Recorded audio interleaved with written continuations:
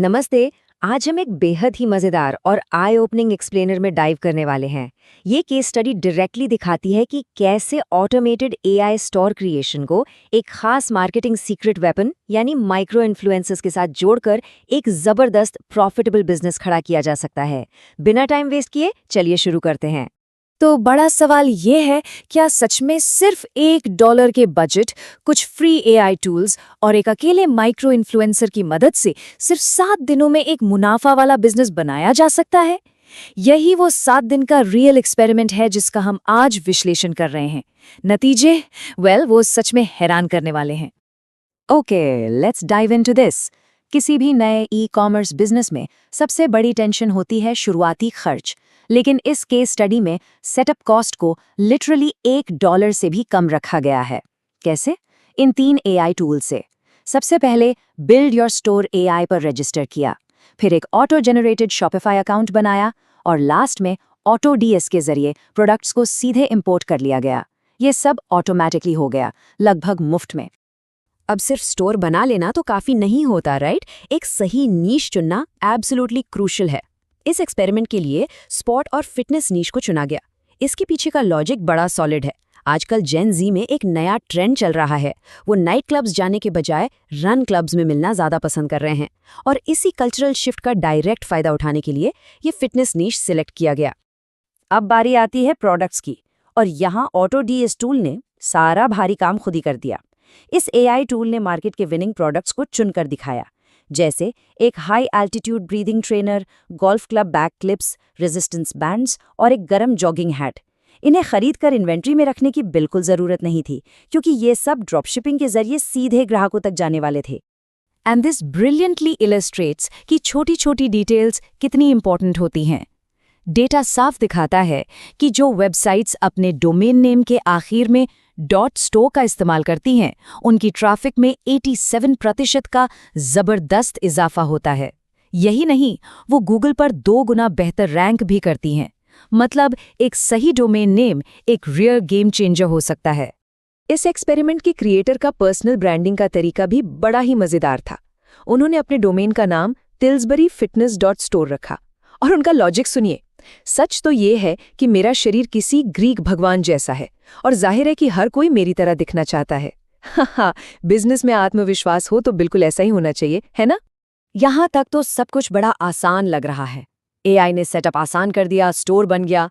लेकिन the critical pivot is, एक पूरी तरह से ऑटोमेटेड स्टोर बिल्कुल बेकार है अगर वहाँ सही ट्रैफिक ही ना आए।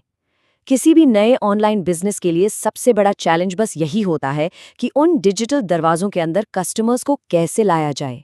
और यहीं पर एंट्री होती है इस पूरे एक्सप्लेनर के कोर फोकस की, माइक्रो इन्फ्लुएंसर्स। ये वो सोशल मीडिया अकाउंट्स होते हैं जिनके फॉलोअर्स की संख्या 10,000 से 50,000 के बीच होती है, लेकिन इनका अपनी फॉलोइंग के साथ एक बेहद स्ट्रॉन्ग कनेक्शन और हाई एंगेजमेंट होता है। हर बार बड़ी बड़ी सेलिब्रिटीज पर लाखों खर्च करने की जरूरत नहीं होती, और यही इस स्ट्रैटेजी का सबसे बड़ा राज है। ब्रांड्स आमतौर पर इन 2 टियर्स के बीच ऑडियंस साइज को कंपेयर करती हैं। एक तरफ है माइक्रो इन्फ्लुएंसर्स जिनके पास 10,000 से 50,000 फॉलोअर्स होते हैं, और दूसरी तरफ हैं मैक्रो इन्फ्लुएंसर्स जिनके पास 5 लाख से 1 मिलियन फॉलोअर्स होते हैं। देखने में तो गैप बहुत बड़ा लगता है, लेकिन क्या सच में सिर्फ ज्यादा फॉलोअर्स होने का मतलब ज्यादा सेल्स है? वैसे इन्फ्लुएंसर मार्केटिंग की इस टर्मिनोलॉजी पर क्रिएटर ने एक बड़ा फनी सवाल उठाया। अगर 5 लाख से 1 मिलियन फॉलोअर्स वाले अकाउंट को मैक्रो इन्फ्लुएंसर कहते हैं, तो उससे ज्यादा वाले को क्या कहेंगे? Super macro? ये सब सुनने में बड़ा अजीब और उलझाने वाला लगता है कभी-कभी। Now what's really interesting about this slide is Socialbakers का ये डेटा। ये साफ हाईलाइट करता है कि छोटी ऑडियंस वाले अकाउंट्स एक्चुअली ज्यादा पावरफुल होते हैं। मैक्रो इन्फ्लुएंसर्स को अगर बेसलाइन माने तो माइक्रो इन्फ्लुएंसर्स के अकाउंट्स पर लगभग 60% ज्यादा एंगेजमेंट देखने को मिलता है। दर्शक उनकी बातों से ज्यादा जुड़ते हैं और एक्टिवली रिएक्ट करते हैं। और सबसे जरूरी बात, ये बात सिर्फ लाइक्स या कमेंट्स पर आकर खत्म नहीं होती। ये हाई एंगेजमेंट डायरेक्टली सेल्स में कन्वर्ट होता है। बड़े अकाउंट्स के कंपैरिजन में माइक्रो इन्फ्लुएंसर्स एक्चुअली 20% से ज्यादा बेहतर कन्वर्जन रेट देते हैं। यानी उनकी ऑडियंस सच में उनके बताए प्रोडक्ट्स को खरीदने के लिए पूरी तरह तैयार रहती है। तो इस अप्रोच को टेस्ट करने के लिए क्रिएटर ने द ग्रेस ब्रदर्स नामक इंस्टाग्राम अकाउंट को चुना। इनके करीब 1,45,000 फॉलोअर्स थे। हालांकि ये टेक्निकली माइक्रो इन्फ्लुएंसर की लिमिट से थोड़ा सा ऊपर हैं, पर उनका एंगेजमेंट बिल्कुल एक हाईली एंगेज्ड कैंपेन जैसा ही मजबूत था। उन्हें एक 24 घंटे के इंस्टाग्राम स्टोरी कैंपेन के लिए सिर्फ $50 की फी दी गई। अब इन इन्फ्लुएंसर्स ने जो एड बनाया वो literally out of the box था। उन्होंने उस ब्रीदिंग ट्रेनर को पहनकर पूरे जोश में कहा, मैं बस अपना रेस्पिरेटर पहन रहा हूं, ये सांस के बहाव को थोड़ा रोकता है जिससे रेड ब्लड सेल काउंट बढ़ता है। ये इतना अजीब और अटेंशन ग्रैबिंग था कि कोई भी स्क्रॉल करता हुआ अचानक रुक जाए। पर आखिर ये ऑफ द वॉल एड इतना सक्सेसफुल क्यों रहा? वेल, इसके कई रीजंस थे। एक, ये बहुत क्विक और अटेंशन ग्रैबिंग था। 2, इसमें प्रोडक्ट को एक्चुअली यूज करते हुए दिखाया गया। 3, इसकी हाई एनर्जी इंस्टाग्राम स्टोरीज के फॉर्मेट पर परफेक्टली फिट बैठी। और सबसे बड़ा रीजन, ये तरीका उनकी स्पेसिफिक ऑडियंस के लिए बिल्कुल नेचुरल लग रहा था। इसने सबको एड स्किप करने से कंप्लीटली रोक दिया। ठीक है, अब आते हैं उस मोमेंट पर जिसका हम सब इंतजार कर रहे हैं। 24 घंटे एड चलने के बाद उस 7 दिन के टेस्ट के एक्चुअल रिजल्ट्स क्या रहे। लेट्स सी कि इस माइक्रो इन्फ्लुएंसर कैंपेन ने कैसा परफॉर्म किया और क्या उस $1 के सेटअप ने कोई सच्चा मुनाफा कमाया या नहीं। तो चलिए डेटा ब्रेकडाउन करते हैं। शुरुआती 24 घंटों में ब्रीदिंग ट्रेनर की कुल 12 यूनिट बिकी, लेकिन यहाँ ट्रांसपेरेंसी बहुत जरूरी है। इन 12 में से 2 परचेज सिर्फ पेमेंट सिस्टम को टेस्ट करने के लिए थी।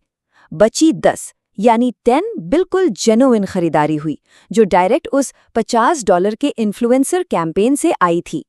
अब एक कॉमन मार्केटिंग अजम्पशन होता है हेलो इफेक्ट, कि अगर ट्रैफिक आएगा तो लोग बाकी चीजें भी देखकर खरीद लेंगे। पर इंटरेस्टिंग बात यह है कि यहाँ ऐसा बिल्कुल नहीं हुआ। लोगों ने सिर्फ और सिर्फ वही ब्रीदिंग ट्रेनर खरीदा जिसका एड उन्होंने देखा था। न गोल्फ क्लिप्स बिकी, न हैट। सारा ट्रैफिक लिटरली बस एक ही आइटम पर फोकस था। So the crucial point is, आखिर खर्च कितना हुआ? चलिए मैथ करते हैं। उन 10 जेन्युइन ऑर्डर्स के प्रोडक्ट्स और शिपिंग पर एग्जैक्ट $39.50 लगे। इन्फ्लुएंसर की फी $50 थी और शॉपिफाई की फी $1।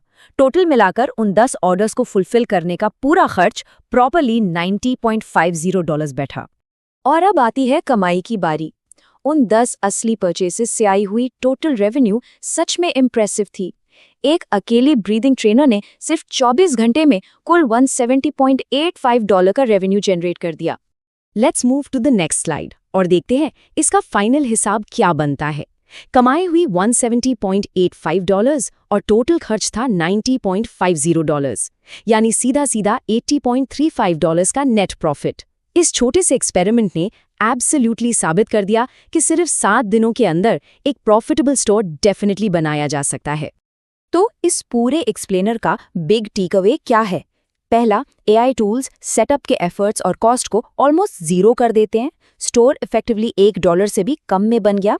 दूसरा, एक $50 के छोटे से माइक्रो इन्फ्लुएंसर एड ने इमीडिएट कन्वर्जन्स ला कर दिए। और तीसरा, माइक्रो इन्फ्लुएंसर्स का डेटा बिल्कुल सच साबित हुआ। छोटी लेकिन हाईली टारगेटेड ऑडियंस सच में एक बेहतर रिटर्न ऑन इन्वेस्टमेंट दे सकती है। जाते जाते एक बड़ा सवाल छोड़कर जाते हैं। अगर $50 का एक माइक्रो इन्फ्लुएंसर कैंपेन पहले ही दिन शुद्ध मुनाफा ला सकता है, तो इस स्ट्रैटेजी को बड़े स्केल पर लागू करने से ट्रेडिशनल एडवर्टाइजिंग की दुनिया में कितना बड़ा भूचाल आ सकता है। ये सच में सोचने वाली बात है कि मॉडर्न ई-कॉमर्स और मार्केटिंग बजट्स आगे किस तरफ बढ़ने वाले हैं। इस एक्सप्लेनर से जुड़ने के लिए शुक्रिया। उम्मीद है आज का एनालिसिस आपको बिल्कुल फ्रेश और